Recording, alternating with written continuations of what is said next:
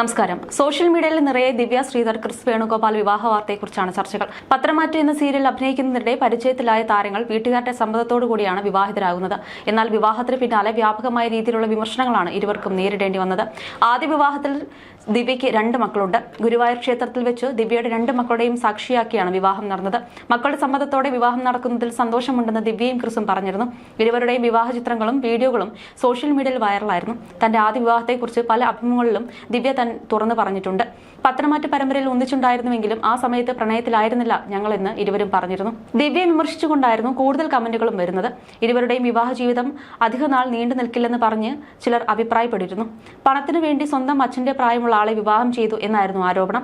ഇതിനൊക്കെയും തക്കതായ മറുപടിയായി താരങ്ങൾ തന്നെ രംഗത്ത് വന്നിരുന്നു. വിവാഹം കഴിഞ്ഞ് ഏകദേശം 6 മാസത്തോളമായി. എന്നിട്ടും ഇവർക്കെതിരെയുള്ള പരിഹാസം അവസാനിക്കുന്നില്ല എന്നതാണ് ശ്രദ്ധേയം. ഇപ്പോഴത്തെ ഒരു മാധ്യമത്തിന് നൽകിയ അഭിമുഖത്തിൽ വിമർശനങ്ങൾക്ക് മറുപടി പറയുകയാണ് ദിവ്യ. സ്വത്ത് കണ്ടിട്ട് കൂടിയാണ് താൻ വിവാഹത്തിന് സമ്മതിച്ചതെന്ന് താരം പറഞ്ഞു. നല്ല ആളുകളെ കണ്ടുമുട്ടിയാൽ വിവാഹം കഴിക്കണമെന്നാണ് വിവാഹമോചിതരായിട്ടുള്ള സ്ത്രീകളോട് എനിക്ക് പറയാനുള്ളത്. ഒറ്റയ്ക്കുള്ള ജീവിതം പറ്റാത്തതുകൊണ്ടാണ് ഞാൻ വിവാഹിതയായത്. എവിടെ നിന്നും എനിക്ക് സപ്പോർട്ട് ഉണ്ടായിരുന്നില്ല. എന്നെക്കാൾ പ്രശ്നം അനുഭവിക്കുന്ന സ്ത്രീകൾ നമ്മുടെ സമൂഹത്തിലുണ്ടാകും. അവരാരും തുറന്നു പറയാത്തതാകും. ചിലർ വീണ്ടും വിവാഹം കഴിക്കാൻ ആഗ്രഹിക്കുന്നതായി പറഞ്ഞിട്ടുണ്ട്. മിക്കവർക്കും 2-3 മക്കളുണ്ട്. കുഞ്ഞുങ്ങളെയും ഭാര്യയെയും നോക്കാൻ കഴിയാത്തവർ വിവാഹം കഴിക്കരുതെന്നാണ് പറയാനുള്ളത്. എത്ര വഴക്കുണ്ടായാലും നാളെ വന്ന് മിണ്ടും. ഇന്ന് ശരിയാവാത്ത പ്രശ്നം നാളെ ശരിയാകും എന്നൊക്കെ കരുതിയാണ് ദിവസങ്ങളും വർഷങ്ങളും ഞാൻ അടക്കം പലരും തള്ളി നീക്കുന്നത്. അവസാനം ഒട്ടും പറ്റില്ലെന്ന അവസ്ഥ വരുമ്പോഴാണ് വിവാഹമോചനത്തെക്കുറിച്ചും പിരിയാമെന്നും തീരുമാനിക്കുന്നത്. ഇപ്പോഴുള്ള ആളുകൾ ഒന്ന് പറഞ്ഞാൽ രണ്ടാമത്തേത് ഡിവോഴ്സ് ആണ്. ഞാൻ പറഞ്ഞത് എന്നെ പോലുള്ള ആളുകളുടെയും എന്റെയും കാര്യമാണ്.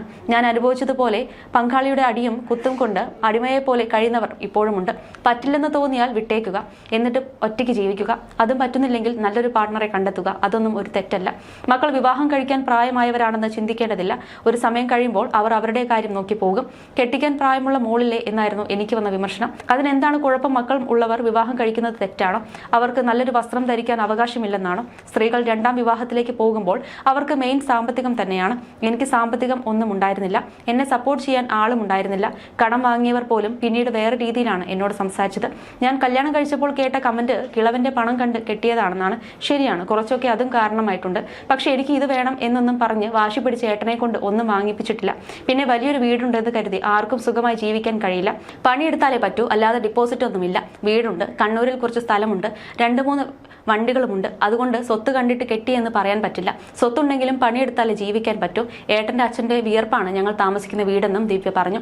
അതേസമയം തങ്ങൾക്കെതിരെ വരുന്ന അധിക്ഷേപങ്ങളെക്കുറിച്ചും ദിവ്യ ശ്രീധറും ക്രിസ് വേണുഗോപാലും പറഞ്ഞിരുന്നു. ഹെയ്റ്റ് കമന്റുകൾ തന്നെ വിഷമിപ്പിക്കാറുണ്ടെന്ന് ദിവ്യ ശ്രീധർ പറഞ്ഞിരുന്നു. ഒരു മാധ്യമത്തിന് നൽകിയ അഭിമുഖത്തിലായിരുന്നു താരത്തിന്റെ പ്രതികരണം.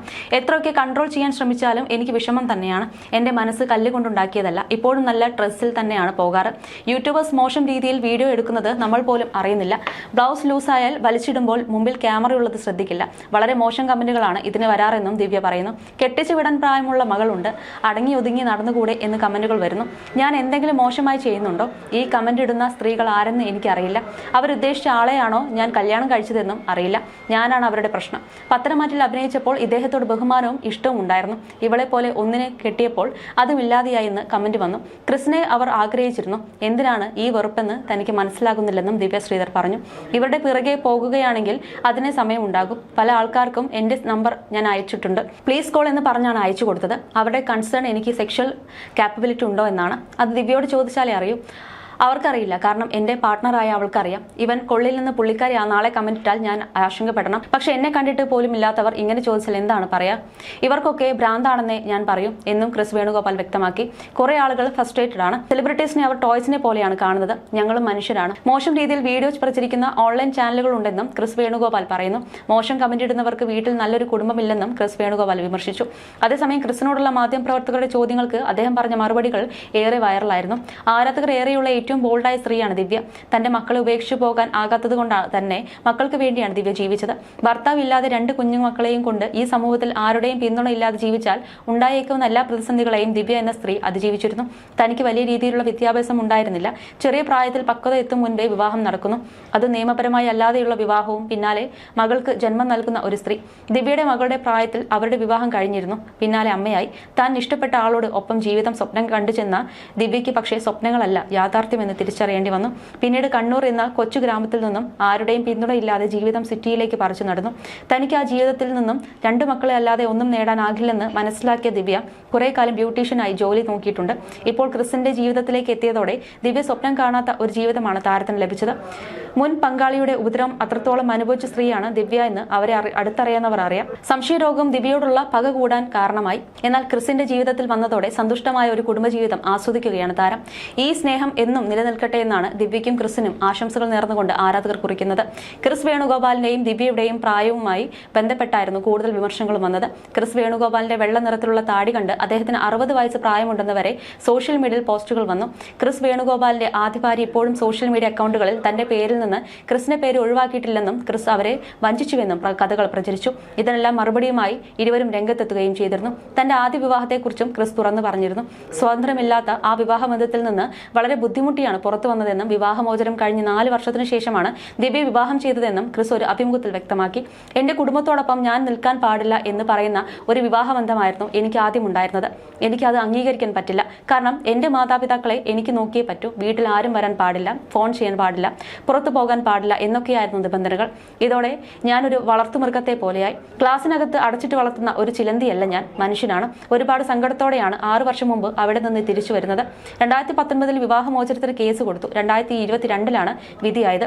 അത് കഴിഞ്ഞ് 9 മാസങ്ങൾക്ക് ശേഷമാണ് ജീവിതം പങ്കിടാൻ ഒരാൾ വേണമെന്ന് തോന്നിയത്. അങ്ങനെ ഒരാളുണ്ടായിരുന്നു, പക്ഷെ അവർ മരിച്ചുപോയി. പിന്നീടാണ് ദിവ്യ വിവാഹം ചെയ്തത്. ഇതാണ് ക്രിസിന്റെ ഭാര്യ എന്നെല്ലാം പറഞ്ഞ് ചിലർ യൂട്യൂബ് വീഡിയോ പോസ്റ്റ് ചെയ്തിട്ടുണ്ട്. ഇന്റർനെറ്റിൽ തിരഞ്ഞാൽ എല്ലാം കിട്ടും. ഞാൻ വിവാഹമോചിതനാണെന്ന് നേരത്തെ പറഞ്ഞ കാര്യമാണ്. ഈ വീഡിയോ ഇടുന്ന ആളുകൾക്ക് എന്നോട് ചോദിച്ച കാര്യങ്ങൾ വളരെ വ്യക്തമായി ഇടാമായിരുന്നല്ലോ. അല്ലാതെ എന്തെങ്കിലുമൊക്കെ പറഞ്ഞ് വീഡിയോ പോസ്റ്റ് ചെയ്ത് ഒരാളുടെ ജീവിതം കരിവാരി തേക്കണം, ക്രിസ് വേണുഗോപാൽ അഭിമുഖത്തിൽ പറയുന്നു. സീരിയൽ മേഖലയിൽ എത്തുന്നതിന് മുമ്പ് റേഡിയോ ജോക്കിയായിരുന്നു ക്രിസ് വേണുഗോപാൽ. നിരവധി പരസ്യചിത്രങ്ങളിലും ശബ്ദം നൽകിയിട്ടുണ്ട്. മോട്ടിവേഷണൽ സ്പീക്കറും എഴുത്തുകാരനും വോയിസ് കോച്ചും ഹിപ്നോ തെറാപ്പിസ്റ്റുമായി ക്രിസ് വേണുഗോപാൽ പ്രവർത്തിക്കുന്നുണ്ട്. You're watching me on metromatney.com. on metromatney.com.